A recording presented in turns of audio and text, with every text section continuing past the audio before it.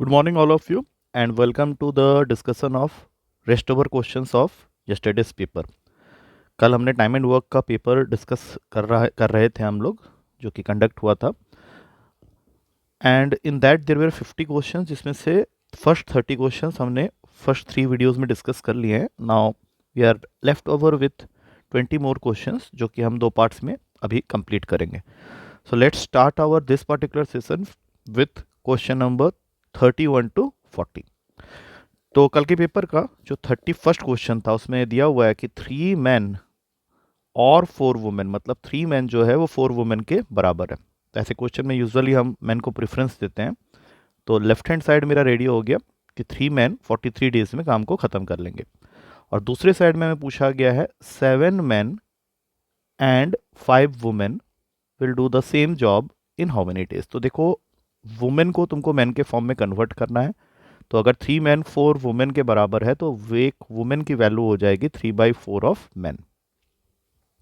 तो इस इक्वेशन में अब आगे बढ़ते समय हमें क्या करना है, 7 को रखना है मैन के फॉर्म में, लेकिन एक वुमेन 3/4 मैन के बराबर है, तो 5 वुमेन होगी 15/4 मैन के बराबर. मैंने 5 से मल्टीप्लाई कर दिया, तो यहाँ पे मुझे लिखना पड़ेगा 15/4 इंटू डी. तो 3 इंटू 43 हो गया, और यहाँ पे आ गया 43/4 इंटू डी. तो अगले स्टेप पे तुम्हारा आंसर हो जाता है D is equals to 12 days, और ये अवेलेबल है मेरे सी ऑप्शन में.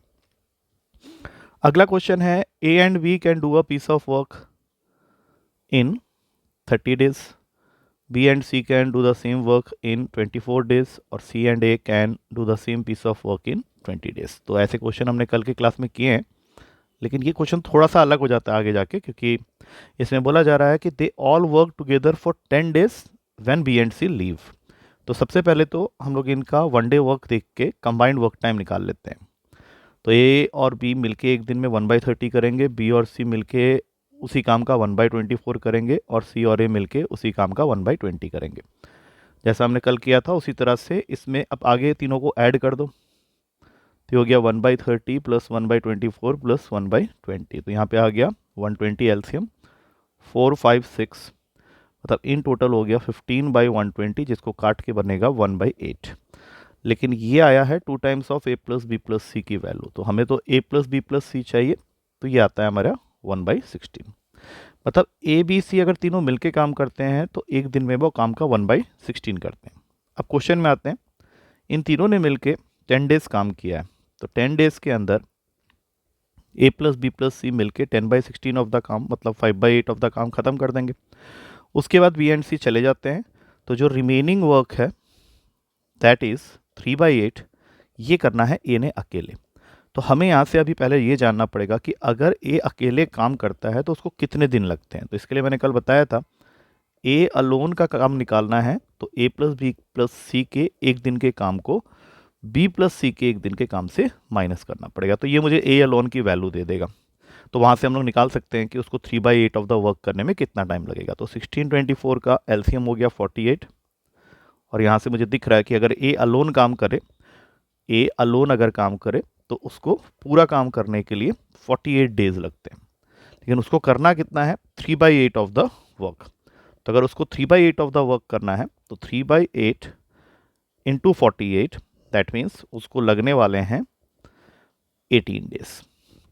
मतलब ए को रिमेनिंग काम खत्म करने के लिए लग जाएंगे और 18 days. Now that is available in first option. अगला क्वेश्चन है कि A is half as much as B. A is half as much as B का सीधा मतलब ये बन रहा है कि अगर बी को हम डेज अलॉट करें x, तो ए को लग जाएगा 2x डेज. तभी तो मैं बोलूँगा कि A is half as much as B. और सी जो है that is half as much as A and B together, मतलब ए और बी मिलके जब काम करते हैं तो उनके आधे काम की बराबरी कर पाता है सी अकेला. अब क्वेश्चन तुम्हें सी की वैल्यू दे रहा है कि सी किसी काम को 40 डेज में करता है, तो ऑब्वियस सी बात है कि ए प्लस बी उस काम को 20 डेज में करेगा, क्योंकि वो दोनों मिलके कर रहे हैं. और क्वेश्चन ये कह भी रहा है कि सी जो है वो हाफ एफिशिएंट है when A and B are working together.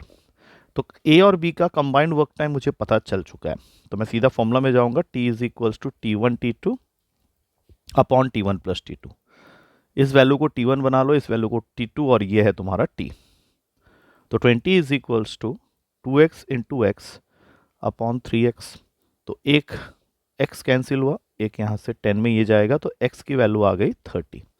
और ये जो x है ये तुमको वैल्यू मिल गई अभी b की, क्योंकि b को ही मैंने x दिया था। a उस हिसाब से हो जाएगा 60, और c तो हमें पहले से ही मालूम है 40। अब क्वेश्चन है together they will finish in how many days. तो इसके लिए अपने पास अपना फॉर्मूला है 1/t is equals to 1/t1 plus 1/t2 plus 1/t3। तो यहाँ पे आ जाएगा 1/60 प्लस 1/30 प्लस 1/40। एलसीएम 120 का बनता है, तो 2 4 3। तो टोटल वैल्यू आएगी 120/9 फाइनली सीधा करने के बाद। तो ये वैल्यू हो जाता है 40/3 days, that is B option, 33 का बी है। अगला क्वेश्चन है ए किसी काम का आधा करता है, half of the work in 8 days. तो सीधी सी बात है कि ए को पूरा काम करने के लिए 16 डेज लगेंगे।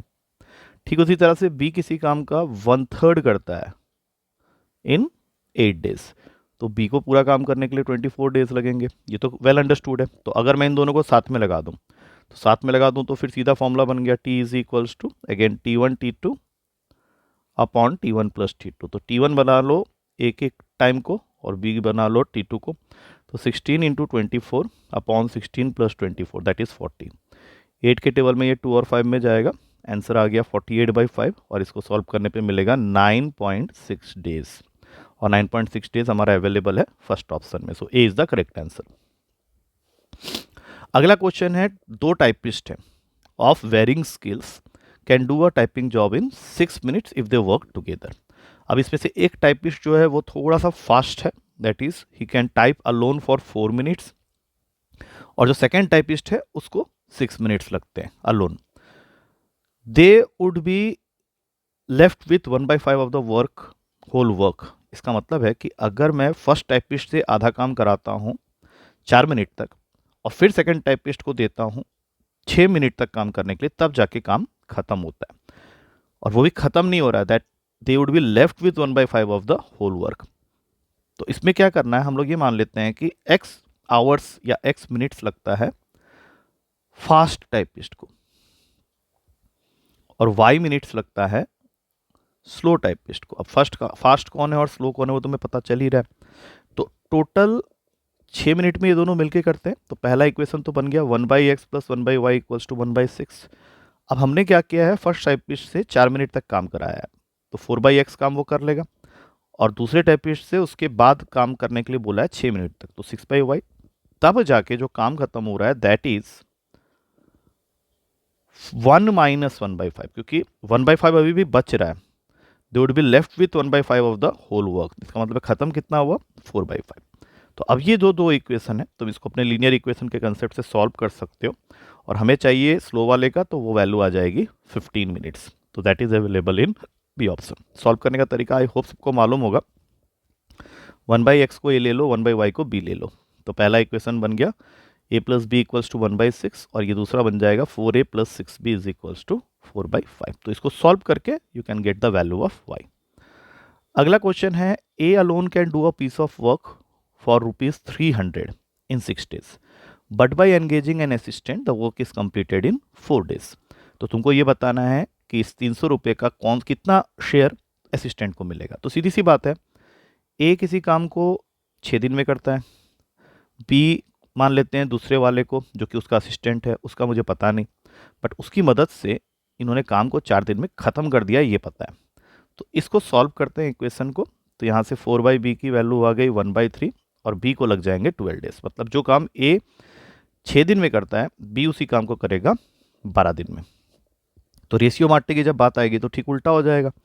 मतलब a और b के डेज का रेशियो अभी क्या हो गया, 1/2। तो मैंने ये बताया हुआ है तुम लोगों को कि उल्टा शेयर मिलेगा, मतलब a को 2 पार्ट मिलेगा, b को 1 पार्ट मिलेगा। तो अगर मुझे a का निकालना होता तो मेरा आंसर हो जाता 2/3 इंटू 300, लेकिन मुझे तो b का पूछा है तो वो हो जाएगा 1/3 इंटू 300। चलो मैं दोनों आंसर ही बता देता हूँ। a का हो गया 200 रुपीज़, b का होगा 100 रुपीज़। असिस्टेंट मैंने b को माना है, तो करेक्ट आंसर जो होगा वो मेरा a ऑप्शन होगा। अगला क्वेश्चन अगेन सेम पैटर्न में ही है, a and b undertook to do a piece of work for ₹600। 600 में भी ए और बी ने काम करना था. A alone can do in 6 days, B alone can do in 8 days, but with help of C they can finish in 3 days. तो same तरीके से क्वेश्चन हो गया, बस एक वैल्यू ज़्यादा आ गई है. तो 1/2 प्लस 3/8 को सॉल्व कर लेते हैं. 8 का एलसीएम हो गया 4 + 3. इसका मतलब है 7/8 प्लस 3/c = 1. 3/c की वैल्यू आ गई 1/8, मतलब c को लग जाएंगे अगर अकेले काम करता है तो 24 दिन. अब हमारे पास में तीनों के डेज पता चल गए हैं, 6, 8 एंड 24, और मुझे सी का शेयर चाहिए, तो उल्टा कर लेते हैं. 1/6, 1/8 एंड 1/24. 24 ही इसका एलसीएम होगा, तो 4, 3, 1. सी वाला पार्ट 1/4 + 3 + 1 दैट इज 8 इंटू 600, जो कि काटने पे सी का शेयर मिल रहा है मुझे 75 रुपये का. That is available in C option. अगला क्वेश्चन है, A can do a piece of work in 7 days ऑफ 9 hours ईच. मतलब उसका ए का टोटल टाइम कितना हो गया 63 hours, और बी का टोटल टाइम हो गया 6 days ऑफ 7 hours ईच. तो 7 × 6 42 hours. ये आया था तुम्हारा 7 × 9 करके. तो अगर मैं इनके एक दिन का काम देखूं तो ये हो जाएगा 1/63 प्लस 1/42. ए प्लस बी का 1 day वर्क हम लोग निकाल रहे हैं, और ये वैल्यू सॉल्व करने पे बन रहा है 5/126. तो ए और बी मिलके अगर इतने घंटे काम करते हैं तो 5/126 काम को वो ख़त्म कर देंगे. बट उन्हें अलाउड कितना है करना, 42/5 hours अ डे. तो 45/5 अगर उनको अलाउड है तो उनको जो नंबर ऑफ डेज लगेंगे, ठीक, इसका उल्टा कर दो, ये अभी हो जाएगा 5/42. तो नंबर ऑफ डेज लगेंगे 3, क्योंकि 42 126 को कट कर देगा 3 में, उल्टा कर दिया हमने यहाँ पे, तो 3 दिन में तुम्हारा काम खत्म हो जाएगा. That means answer is B. 39th question में राहुल, मानिक और सचिन, ये 3 इंसान हैं. ऐसा एक क्वेश्चन हमने पहले भी किया हुआ है. Rahul takes twice as much time as Manik and thrice as much time as Sachin. तो राहुल को सपोज एक्स पकड़ाते हैं, तो राहुल को ट्वाइस टाइम लग रहा है, तो मानिक को मुझे x/2 देना पड़ेगा और सचिन को x/3. तभी ये सेंटेंस का मतलब बनता है कि Rahul takes twice as much as Manik and thrice as much as Sachin to complete a job. अब तीनों मिल गए साथ में काम करने के लिए. फॉर्मूला अपने पास रेडी है, 1/t = 1/t1 + 1/t2 + 1/t3. तो 4 दिन में काम कंप्लीट करते हैं, तो 1/4 = 1/x. ये उल्टा हो जाएगा 2/x, ये उल्टा हो जाएगा 3/x. अब इसको सॉल्व कर लेते हैं. ये हो गया 6/x. क्रॉस मल्टीप्लाई किया, x की वैल्यू आ गई 24. हाँ, अब यहाँ पे थोड़ी सी प्रॉब्लम है, क्योंकि आंसर जो मैंने दिया था उसमें ये एक ऑप्शन है जिससे कुछ बच्चों को फ़ायदा होगा, क्योंकि प्राइज मनी थी. तो ये आया है 24 दिन राहुल के लिए. राहुल का आ गया है 24 दिन, क्योंकि x उसी का लिया था मैंने. लेकिन हमें चाहिए क्वेश्चन में मानिक को कितना टाइम लगेगा, तो मानिक को उसका आधा लगेगा, x/2. तो ऑब्वियस सी बात है कि तुम्हारा आंसर यहाँ पे चेंज करना पड़ेगा हम लोग को. मानिक को 12 दिन लगेंगे, और अगर सचिन होता तो उसको और 1/3 8 days लगते. तो अभी हमारा आंसर हो गया है बी, जबकि मैंने आंसर की में दिया था ए. तो वहाँ पे कुछ करेक्शन है, तो कुछ बच्चों को फ़ायदा हो जाएगा इससे. अच्छा, अब इसका इस पार्टिकुलर सेशन का आखिरी क्वेश्चन, ए किसी काम को 80 days में कर सकता है, तो उसका 1 day वर्क हो जाता है ए का 1/80. अब ये ए जो है ये 10 दिन काम करता है, तो 10 days में वो कितना काम कर लेगा, तो ऑब्वियस सी बात है 10/80 that is equivalent to 1/8 of the total work. तो अब जो उसका रिमेनिंग वर्क बच गया that will be equals to 1 - 1/8 that is 7/8. और इसको करना है किसने, बी ने, और उसने कितने दिन में किया है 42 days में. तो ऑब्वियस सी बात है कि अगर 7/8 ऑफ द वर्क बी कर सकता है 42 days में, तो टोटल काम करने के लिए जो उसको टाइम लगता, दैट इज उल्टा कर लो 42 × 8/7 मतलब 48 days. मतलब बी का इंडिविजुअल टाइम जो होता वो 48 days का होता. तो ए का 80 है, बी का 48. अभी हम लोग दोनों को साथ में करवा रहे हैं, तो सीधे फॉर्मूले में जाएंगे कंबाइंड वर्क का, 48 × 80 अपॉन 48 + 80.